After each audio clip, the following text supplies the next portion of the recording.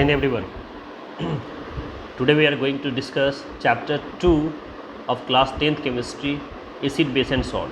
This is the very important chapter for the first term point of view. अभी जो CBSE ने latest आप लोग का सिलेबस अपडेट किया है इस साल के लिए, जिसमें सिर्फ MCQ के क्वेश्चंस किए जाएंगे, उसमें आपका एसिड बेस एंड सॉल्ट की काफ़ी अच्छा वेटेज रखेगा.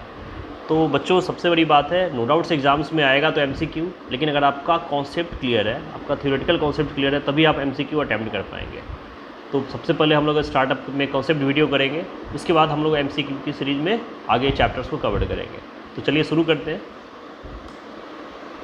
सबसे पहले हम लोग इंट्रोडक्शन पार्ट से ही शुरू करेंगे. तो जैसे कि चैप्टर का नाम है एसिड बेस एंड सॉल्ट्स. ये चैप्टर्स आप लोगों के नया नहीं है, आप लोग क्लास 8 में या 7th में ऑलरेडी इसको स्टडी करके आ रहे हो.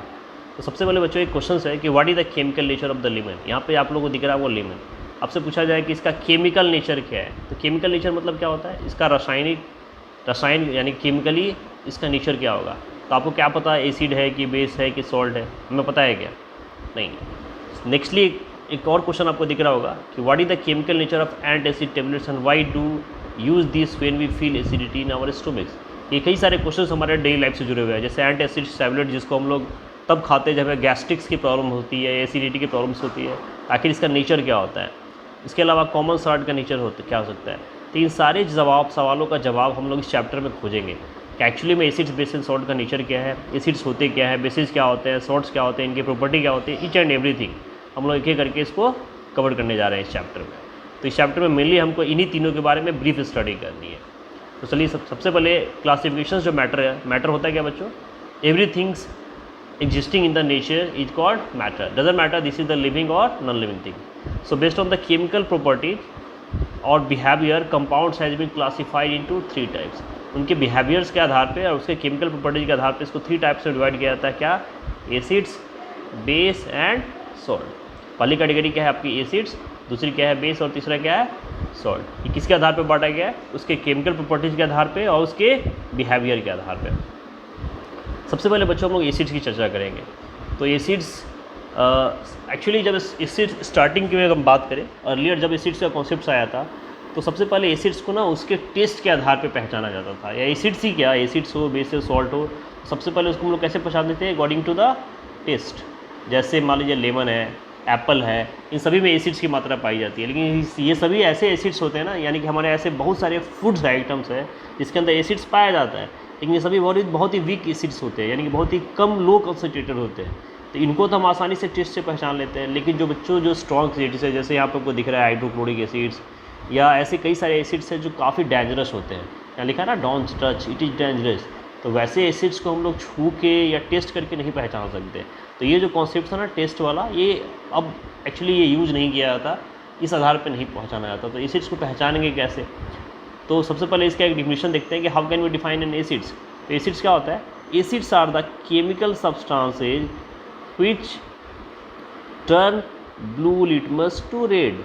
पहला क्या याद रखना है? And when dissolve in water dissociate to give H+ ion. यानी कि यहाँ पे एक डिफिनेशन निकल के आया कि एसिड्स वो केमिकल सब्सटेंस है जिसको अगर हम लोग ब्लू लिटमस में ये अगर इसको हम एक सॉल्यूशन में डालते हैं तो ये ब्लू लिटमस को क्या करेगा? रेड में कन्वर्ट कर देगा. ब्लू लिटमस को किस में कन्वर्ट कर देगा? रेड के अंदर. और अगर इसको हम लोग वाटर के अंदर घोलेंगे, एक्वस का सॉल्यूशन बनाएंगे ना, तो ये क्या रिलीज करता है? H+ आयन रिलीज करता है. क्या रिलीज करता है बच्चों? H+ ion. H+ मतलब क्या हो गया? Hydrogen ion. यहाँ पे देखिए एक रिएक्शन दिया गया, HCl हाइड्रोक्लोरिक एसिड्स को वाटर के साथ रिएक्ट कराया गया, वाटर में घोला गया. तो यहाँ क्या दिखा अगर H+ एक्वस या Cl- एक्वस, ये डिसोसिएट होकर ब्रेक होकर क्या बनाता है? H+ आयन्स को रिलीज करता है, साथ में क्लोरीन आयन को भी रिलीज करता है. बच्चों ये H+, अगर आप ठीक से इस रिएक्शन को देखिए, हमने रिएक्शन क्या लिखा है? HCl + H2. आपको बुक्स में कहीं पे मिलेगा, अगर इसको आप ब्रेक करोगे तो देखो H2O H के साथ कंबाइन होकर बनाता है H3O+ + Cl-.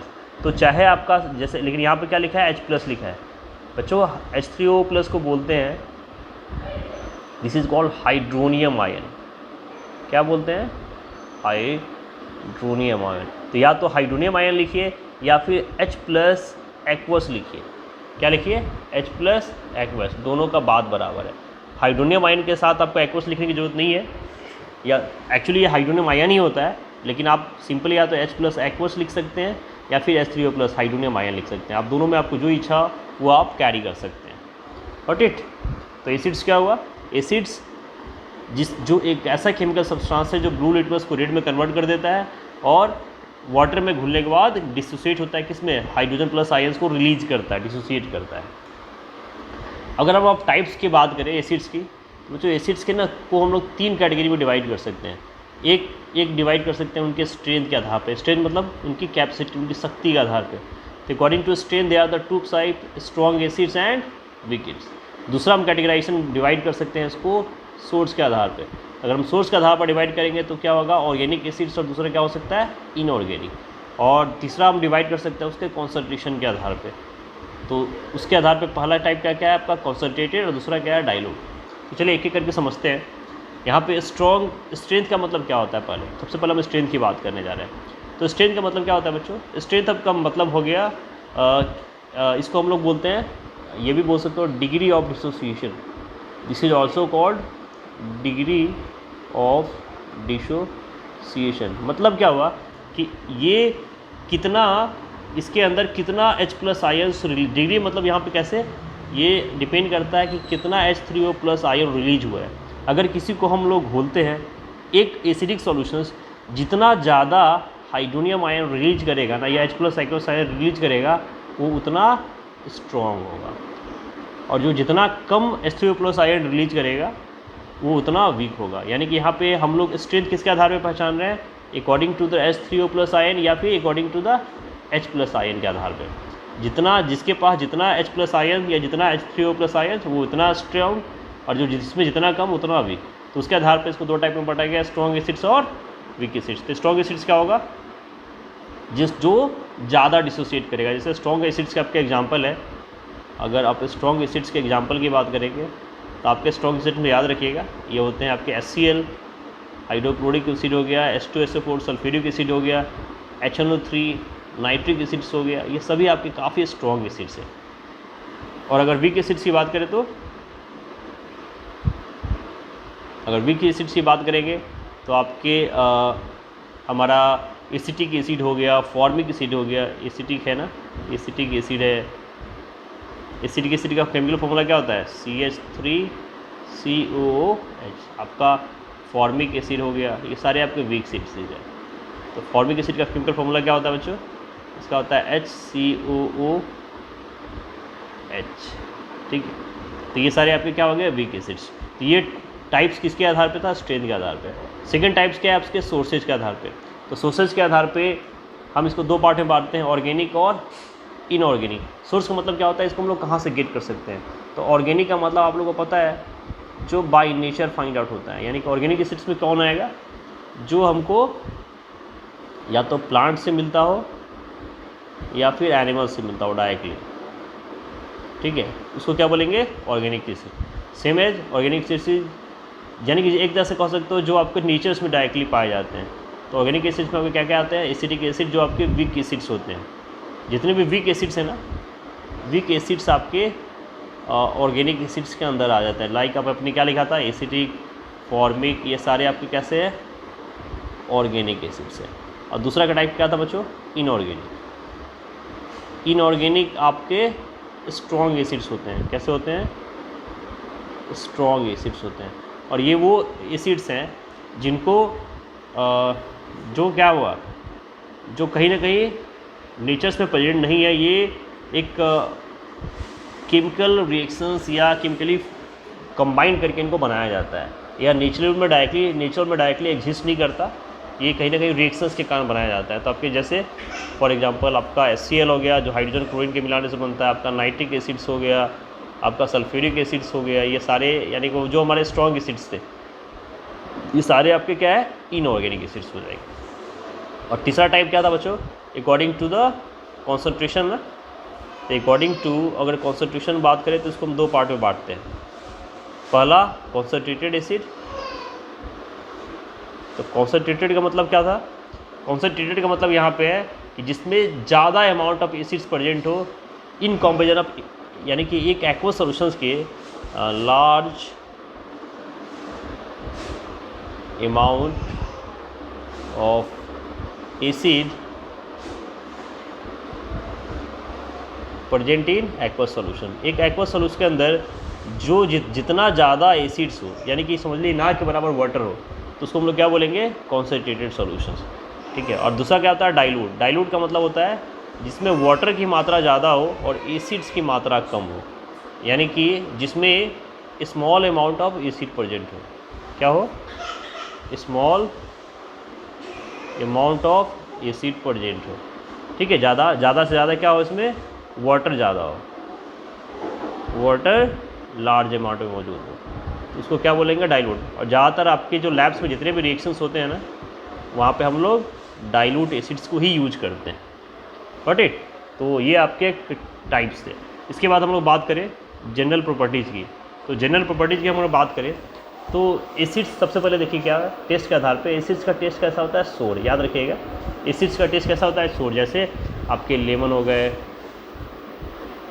एप्पल है, विनेगर है, ये सारे क्या है आपके एसिड्स ही हैं, स्ट्रॉन्ग वीक एसिड्स है, जिसका टेस्ट कैसा होता है, जनरली सोर होता है। ये सारे आपके कैसे होते हैं, सोर एसिड्स होते हैं। इसके अलावा क्या है, acids turn blue litmus to Reds.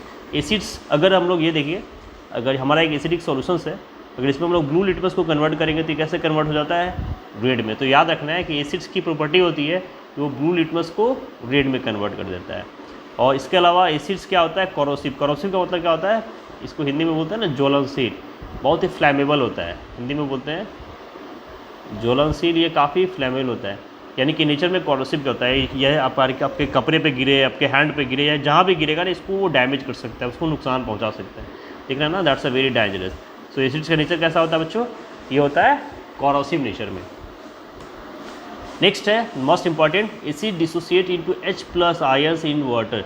जब ये वाटर के अंदर जाता है, किसी भी एसिड्स को हम लोग वाटर के अंदर अगर मिक्स करते हैं ना, तो ये hydrogen plus ion H+ ions या हाइड्रोनियम आयन को रिलीज करता है। यहाँ पे देखिए एक HCl है, इसको जब 100 आयोनाइज, एक तरह से ये आयोनाइज हो जाता है, जब वाटर में मिलाया गया तो ये डिसोसिएट हो गया आयंस के अंदर, H+Cl-, H+Cl-। यह H+ और Cl- आयोनाइजेशन का मतलब होता है इसमें आयोनाइज हो जाना, आयन का क्रिएशन हो जाना। तो ये कब होता है, यानी कभी भी किसी भी एसिड्स को अगर वाटर के साथ मिक्स करें तो they are dissociated into H+ ions. तो ये जनरल प्रॉपर्टीज होती है एसिड्स की, इसको आपको बिल्कुल याद रखना है। इसके बाद हम लोग बात करते हैं बेस की। बच्चों बेस सेम है, जिस तरह एसिड्स होता था उसी तरह अगर बेस की बात करें तो बेस को भी हम लोग टच करके नहीं, काफ़ी स्ट्रॉन्ग बेस भी होते हैं, वीक बेस भी होते हैं, इसको भी टच करके नहीं पहचानते, इसकी भी प्रॉपर्टी के आधार पर पहचानते हैं। तो बेसेज होता है क्या है, तो base are the chemical substance which turn red litmus blue. वहाँ देखिए ब्लू लिटमस को रेड में कन्वर्ट कर रहा था, ठीक इसका उल्टा ये क्या कर रहा है, रेड को ब्लू में कन्वर्ट करता है। कौन, बेस। यानी कि अगर बेस होगा तो रेड लिटमस से ब्लू में कन्वर्ट हो जाएगा। और अगर इसको डिजॉल्व करेंगे ना, तो वहाँ पे एसिड से किस में क्या होता है, हाइड्रोजन प्लस आयन H+, और यहाँ पे OH- हाइड्रोक्साइड बोलते हैं इसको, ये हाइड्रोक्साइड आयन को रिलीज करता है, OH- आयन रिलीज करता है। सिमिलर अगर हम इसमें बात करें कि स्ट्रॉन्ग बेस कौन होगा, तो जो जितना OH- आयन रिलीज करेगा, जिसमें जितना हाइड्रोक्साइड आयन रिलीज होगा वो उतना स्ट्रॉन्ग होगा, बेस होगा, और जिसमें जितना कम होगा OH- आयन होगा वो उतना वीक बेस होगा। यहाँ पे एग्जांपल देख सकते हैं आप लोग, सोडियम हाइड्रोक्साइड्स को जब वाटर में रिएक्शन कराएगा तो देखिए क्या हो गया, Na+ एक्वस और OH- आयंस को रिलीज किया है, तो हाइड्रोक्साइड्स आयंस को रिलीज करेगा plus sodium plus ion create करेगा। ओके, सो इस तरीके से आप बेस को डिफाइन कर सकते हैं। अगर हम जनरल प्रॉपर्टीज की बात करें बेस को, तो बेस वहाँ पे एसिड का टेस्ट होता था सोर, और बेस का टेस्ट होता है बीटर। बेसिस कैसा होता है, बीटर टेस्ट में होता है। इसके अलावा आपने देखा था अभी जस्ट कि bases turns red litmus to blue, base क्या करेगा, रेड लिटमस को ब्लू में कन्वर्ट कर देगा। एंड इसके अलावा जो बेस को अगर टच करके हम लोग देखेंगे, ये हमेशा एक सोपी टच देता है, काफ़ी मुलायम होता है, दैट्स गिव अ सोपी टच। साबुन जैसे, इसीलिए बेस, जितने भी साबुन आपके डिटर्जेंट बनाए जाते हैं वो क्या बनाते हैं, बेस के ही होते हैं, काफ़ी आपको सोपी टच देगा। इसके अलावा हम लोग एसिड्स को जब वाटर में घोलते हैं तो वहाँ H+ आयन रिलीज होता था, और यहाँ जब वाटर के अंदर इसका सोल्यूशन बनाएंगे तो they are dissociating OH- ion. कोई भी बेस वाटर में कराएंगे तो यहाँ पे क्या होता है, OH- वाटर आयंस को डिसोसिएट करेगा। अब देखिए एक यहाँ पे एक इम्पॉर्टेंटली मैंने लिखा है MCQ से कि जितने भी बेसेज होते हैं वो वाटर के अंदर सॉल्युबल नहीं होते हैं। तो जो बेस वाटर के अंदर सॉल्युबल होता है उसको क्या बताता है, एल्कली। इसीलिए आप लोगों ने बहुत जगह देखा होगा एल्कली सॉल्यूशन। एल्कली सॉल्यूशंस का मतलब nothing, this is a basic solution. जो बेस आपके वाटर में डिसोसिएट हो जाते हैं, घुल जाते हैं पूरी तरीके से, तो वैसे सॉल्यूशन को क्या बोलते हैं, एल्कली सॉल्यूशन या एल्केलाइन। ओके, कुछ एग्जांपल्स है जो आपके जनरली हम लोग घर में यूज करते हैं, जैसे आपके देखिए बेकिंग सोडा, इसका पीएच रेंज दिया गया, हम लोग पीएच वैल्यू देखेंगे आगे अगली क्लास में कि तो बेकिंग सोडा की पीएच वैल्यू क्या होती है, पीएच। टूथपेस्ट में आपके एल्कली, आपका रेनी, आपका इंटरेशन, जितने भी टैबलेट्स हम लोग लेते हैं, एंटीएसिड्स टाइप, सोप होता है, आपका वॉशिंग पाउडर है, ब्लीच है, ये सारे आपके एल्कली सॉल्यूशंस हैं जो जनरली हम लोग घर के आइटम्स में यूज करते रहते हैं। उसके बाद अगर हम बात करें बच्चों सॉल्ट्स की, तो सॉल्ट्स क्या होता है, पहले देखा एक सॉल्ट्स एक न्यूट्रल सब्सटेंस होता है। Substances which are neither acidic nor basic, यानी कि कोई भी सब्सटेंस जो ना तो एसिडिक होता है ना ही बेसिक होता है, उसको हम लोग क्या बोल सकते हैं, न्यूट्रल सब्सटेंसेज। वाई न्यूट्रल, क्योंकि अगर मान लीजिए एसिड्स के पास +1 चार्ज है तो बेस के पास कितना चार्ज होता है, -1 ना, और +1 -1 मैथमेटिकली हमसे क्या बनाता है, 0। तो यहाँ पे 0 नहीं बोलेंगे, यहाँ पे इसको क्या बोलते हैं, न्यूट्रल, यानी कि एक तरह से बोल सकते हैं चार्जलेस। क्या होता है, चार्जलेस होता है। ओके, तो अब चार्जलेस का मतलब यहाँ पे क्या है कि ये ना तो एसिडिक है ना ही बेसिक है, ठीक है ना, ये ना तो एसिडिक होगा ना ही बेसिक होगा, इसीलिए इसको क्या बोलते हैं, चार्जलेस बोलते हैं। और जनरली चाहे एसिड सॉल्ट से फॉर्म करे, चाहे सॉल्ट एसिड्स में फॉर्म करे, चाहे एसिड सॉल्ट में फॉर्म करे या सॉल्ट एसिड में फॉर्म करे, दोनों सॉल्ट ही बनाते हैं। इसलिए लिखा है कि when acid reacts with the base और base reacts with acid, that's both are the equal. फिर एक एग्जांपल यहाँ पे देखिए, NaOH एक बेस है और HCl आपका एक एसिड है, और यहाँ पे बेस प्लस एसिड बना के क्या बनाता है, NaCl + H2O। तो चाहे आपका बेस एसिड से मिले, एसिड बेस से मिले, बात बराबर है। और ये क्या बनाया, सोडियम क्लोराइड, जो आपका एक सॉल्ट होता है और साथ में वाटर रिलीज करता है। तो एसिड और बेस में याद रखिएगा, हमेशा सॉल्ट फॉर्म होगा, हमेशा वाटर रिलीज होता है, ये भी कॉमन टर्म से याद करने का। तो जब सोडियम हाइड्रोक्साइड को हाइड्रोक्लोरिक एसिड के साथ रिएक्शन कराएंगे तो प्रोडक्ट क्या बनेगा, सोडियम क्लोराइड, और साथ में वाटर को वो रिलीज करता है। Got it. अब न्यूट्रलाइजेशंस का देखिए यहीं पे दिखाया है, HCl, H का क्या होता है, +1 चार्ज, इसके पास क्या होता है, माइनस, ये दोनों आपस में कैंसिल करके न्यूट्रल हो जाते हैं। सेम है यहाँ पे दिखाया गया है NaOH का। इसके अलावा कुछ एग्जांपल सॉल्ट्स के हैं, चाहे आपके कैल्शियम क्लोराइड हो, पोटेशियम क्लोराइड है, सोडियम सल्फेट है, सोडियम नाइट्रेट, ये आपके कॉमनली यूज्ड सॉल्ट्स हैं जिनके नाम आपको याद रखने हैं। अब ये क्वेश्चन है कि how to identify if any substance is acidic और बेसिक इन नेचर, कैसे पहचाने कि हम कोई सब्सटेंस एसिडिक है या बेसिक में। एक तो तरीका ये है कि सॉल्यूशंस हम लोग लिटमस का यूज कर रहे थे, वो लिटमस एक्चुअली क्या था, तो एक्चुअली हमने अभी स्टार्टिंग में मैंने बताया था कि इसको टेस्ट करके पहचानना पॉसिबल नहीं है, क्योंकि काफ़ी स्ट्रॉन्ग एसिड भी होते हैं, स्ट्रॉन्ग बेसिक भी होते हैं जो हमें डैमेज कर सकते हैं। इसीलिए इसको हम लोग टेस्ट करके या छू के नहीं पहचान सकते। इसको पहचानने के लिए क्या यूज किया जाता है, इंडिकेटर्स का यूज किया जाता है। इसका नाम ही इंडिकेटर्स है, यानी कि ये यहाँ पे इंडिकेटर्स क्या करता है, इंडिकेट करता है कि आपका जो सॉल्यूशंस हैं या सब्सटेंस है वो आपका एसिड है, बेस है या सॉल्ट है, ठीक है ना। इसको पहचानने के लिए क्या यूज करेंगे, तो जनरली सॉल्ट को नहीं पहचाना जाता, एसिड और बेस को ये आइडेंटिफाई करते हैं। तो इसको कैसे डिफाइन कर सकते हैं, indicators are substances that are used to test whether a substance is acidic और बेसिक। इंडिकेटर्स क्या बताता है, वो ये टेस्ट करके बताता है कि आपका सब्सटेंस एसिडिक है या बेसिक है या न्यूट्रल है नेचर में। They change their colour when added to a solutions, और ये बताता है कैसे है, ये अपना कलर चेंज करता है जब इसको सॉल्यूशन में मिलाते हैं, और अकॉर्डिंग टू दैट वो बताता है कि एसिडिक है या बेसिक है। इसका एक्चुअली एक स्टैंडर्ड होता है कि इसमें अगर रेड आपका ब्लू में कन्वर्ट हो जाए, ब्लू रेड में कन्वर्ट हो जाए, पिंक में कन्वर्ट हो जाए, तो आपको बताया जाता है कि एसिडिक है या बेसिक से। तो इस तरीके से इंडिकेटर्स यूज किया जाता है। अगर हम बात करें अब टाइप्स ऑफ इंडिकेटर्स की, तो इंडिकेटर्स 2 टाइप्स के होते हैं। एक आपका होता है नेचुरल इंडिकेटर्स और दूसरा होता है सिंथेटिक। नेचुरल का मतलब जो हमको नेचर से मिलता है, और सिंथेटिक को जिसने हमने बनाया है, मैन मेड, जो मैन मेड होता है। यानी कि 2 टाइप्स के इंडिकेटर्स क्या क्या है आपके, एक आपका नेचुरल इंडिकेटर्स है, दूसरा क्या है आपका सिंथेटिक इंडिकेटर्स। नेचुरल में किसको रखेंगे, जो हमें नेचर से डायरेक्टली गेट होता है, और सिंथेटिक में किसको रखेंगे, जो हमें सिंथेटिक्स यानी कि मैन मेड होता है, ठीक है। तो कुछ इंडिकेटर्स देखते हैं जो इंपॉर्टेंटली आपके सिलेबस में है। जैसे में सबसे इंपॉर्टेंट आपका है लिटमस पेपर। ये आपको दिख रहा होगा बच्चों, एक छोटी सी पेपर की स्ट्रिप होती है, पतली सी पट्टी टाइप की होती है, अलग अलग कलर्स में। अगर जैसे यहाँ पे देखिए बेस में यहाँ दिखा रहा है आपको कि बेस क्या करता है, यहाँ पे दिख रहा है ना, ब्लू रेड को ब्लू में कन्वर्ट कर दे रहा है, ब्लू को रेड में, जो हमने ऑलरेडी देखा था एसिड्स में। देखिए रेड को डाले तो ब्लू में कन्वर्ट कर दिया, ठीक है।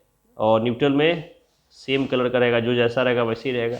मीन्स यहाँ पे according to the change of colours वो बताता है कि रेड अगर ब्लू में कन्वर्ट हो रहा है तो क्या होता है, ब्लू रेड में कन्वर्ट होता है तो क्या होता है। तो according to that litmus paper use किया जाता है। तो पहला आपका इंडिकेटर क्या है, लिटमस।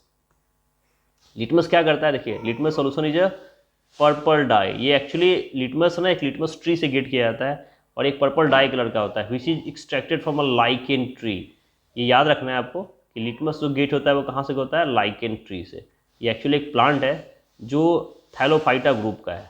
किस ग्रुप का है, ये भी आपका एक एमसीक्यू क्वेश्चन बन सकता है कि लाइकेन किस ग्रुप का है। तो बच्चों याद रखिएगा, this is bricks the Thallophyta.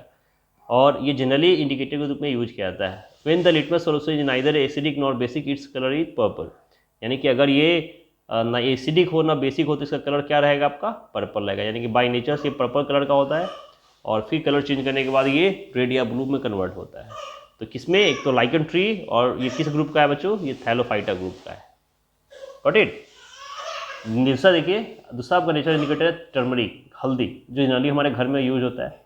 Turmeric से आपको पता है एक ब्राउनिश रेड कलर टाइप का होता है और एक बेसिक मीडियम है और येलो इन एसिडिक मीडियम है, ठीक है। ये आपको दिख रहा है, ठीक है। टर्मरिक काफ़ी यूज्ड है और जनरली टर्मरिक को जब भी किसी बेसिक सॉल्यूशन के साथ ये यूज किया जाता है तो इसका कलर हो जाता है रेड।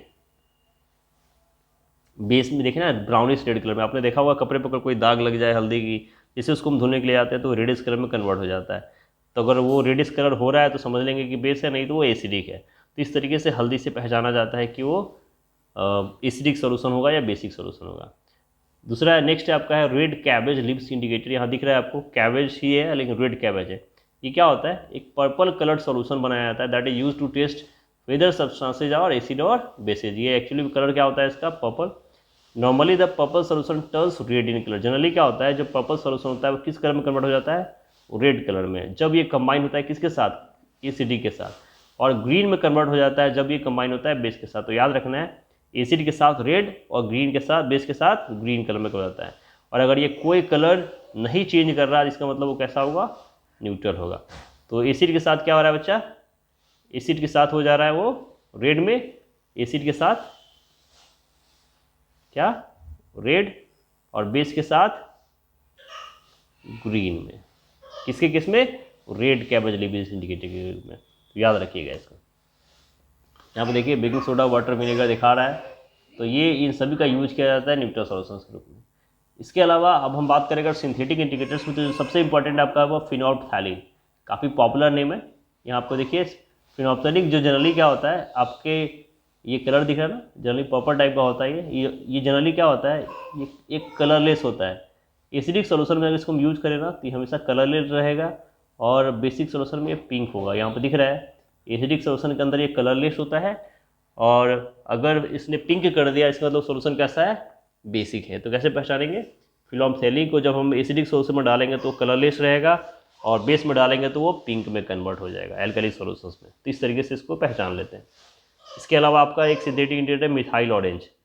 यहाँ पे देखिए एसिडिक रेड, ऑरेंज, येलो दिखा है। एक्चुअली ये क्या करता है, जब रेड कलर होता है एसिडिक मीडियम में, अगर आपका मीडियम एसिडिक है तो कलर क्या हो जाएगा, रेड ऑरेंज, और बेसिक में कैसा हो जाएगा, येलो कलर, ठीक है। तो मिथाइल ऑरेंज का अपना कलर होता है ऑरेंज टाइप का। अगर इसको एसिडिक में डालेंगे तो रेड हो जाएगा और बेसिक में डालेंगे तो येलो कलर का हो जाएगा। इस तरीके से मिथाइल ऑरेंज एक सिंथेटिक इंडिकेटर होता है और ये दोनों काफ़ी इंपॉर्टेंट है, आपका फिनोल्फ्थैलीन भी और मिथाइल ऑरेंज भी। इसके अलावा कुछ हमारे घर में भी होते हैं ऑल्फैक्टरी इंडिकेटर्स बोलते हैं। ये क्या होता है, जो स्मेल के आधार पर डिटेक्ट करता है। देखिए जिसका है which smell varies depending on whether it is mixed with ना एसिडिक और बेसिक सोल्यूशन। ऐसे इंडिकेटर जो स्मेल के आधार पर पहचाने जाते हैं, यानी कि एसिड में मिलाएंगे तो उसका स्मेल कुछ और होगा और बेस में कुछ और होगा, उस वैसे इंडिकेटर को क्या बोलते हैं, ऑल्फैक्टरी इंडिकेटर। और ये लेबोरेटरी में टेस्ट करने के लिए आता है कि सोल्यूशन बेस और एसिड है। जिसमें सबसे बड़ा एग्जाम्पल है ओनियन का, प्याज का, ठीक है। ओनियन के केस में क्या होता है कि there is no change in the smell of onion acidic medium. Actually उसके अंदर खुद ही एसिड की मात्रा होती है, तो एसिड के केस में इसमें ना इसका जो स्मेल है वो चेंज नहीं होता। लेकिन जैसे ही किसी बेसिक मीडियम यूज करते हैं वो स्मेल वैनिश, उसका क्या होता है, वे उसका स्मेल गायब हो जाता है, उसका स्मेल आपको पता नहीं चलेगा। यानी कि किसी भी बेसिक सॉल्यूशंस में जो आपका ओनियन होता है उसका स्मेल आपको डिटेक्ट नहीं किया जाता। तो उस तरीके से हम लोग पहचान सकते हैं, अगर एसिड्स का स्मेल कंटिन्यू है प्याज का तो एसिडिक सॉल्यूशन है, अगर स्मेल गायब हो गया तो उसका बेसिक सॉल्यूशन है। इसीलिए आपने देखा होगा कि किसी भी, जैसे कभी कभी हल्की फुल्की कोई चींटी या मधुमक्खी काटती है तो लोग प्याज का यूज करवा लेते हैं वहाँ पर, क्योंकि वो एक तरह से बेस है और वो क्या करता है, उसको न्यूट्रलाइज कर देता है। सेम एज वनीला, वनीला का एक्सट्रैक्ट होता है, ये भी there is no change in smell of vanilla in acidic medium. Same as acidic medium में यहाँ पे कोई स्मेल डिटेक्ट नहीं करता और बेसिक में ये वैनिश कर देता है, स्मेल नहीं सुना, आपको स्मेल ही नज़र नहीं आएगा, स्मेल आपको पता नहीं चलेगा बेसिक में। यानी कि स्मेल अगर कंटिन्यूड है तो समझ लो कि वो एसिडिक है, और स्मेल अगर नहीं समझ में आ रहा है, नहीं गायब हो गया, तो वो कैसा होगा, बेसिक मीडियम होगा। तो इस तरीके से वनीला भी काम करता है। इसके अलावा क्लोव, जिसको हिंदी में क्या बोलते हैं, लौंग, सबके घर में अवेलेबल होता है। एसिडिक मीडियम में क्या होगा, इसका स्मेल पता नहीं चलेगा, ठीक है। एसिडिक मीडियम में कैसे सॉरी एसिडिक मीडियम में आसानी से स्मेल आपको देगा क्योंकि एसिड है, और बेस में फिर से स्मेल आपका नहीं पता चलेगा। तो ये भी आपका ऑफ्लैक्टेड इंडिकेटर है। अगर लौंग का, क्लोव का आपका स्मेल अगर गायब हो गया तो समझ लीजिए वो बेसिक है, और अगर स्मेल कंटिन्यूड है तो वो कैसा है, एसिडिक मीडियम है। तो ये आज आपका फर्स्ट लेक्चर था जिसमें मैंने बस इंट्रोडक्शन पार्ट दिया है और इंडिकेटर्स के बारे में बताया है कि एसिड, बेस और सॉल्ट क्या होता है, उसकी प्रॉपर्टीज़ क्या होती है, और उसमें इंडिकेटर्स का यूज कैसे होता है। अगले पार्ट में हम लोग, जो मोस्ट इंपॉर्टेंट पार्ट है इसका, केमिकल पार्ट, केमिकल रिएक्शंस का पार्ट, कैसे वो परफॉर्म करते हैं, कैसे रिएक्शंस करते हैं, वो सारी चीज़ें कवर करेंगे। तो तब तक के लिए इसको अच्छे से स्टडी करिए, और फिर से अगले पार्ट में मिलेंगे एक नए वीडियो के साथ। तब तक के लिए जय हिंद।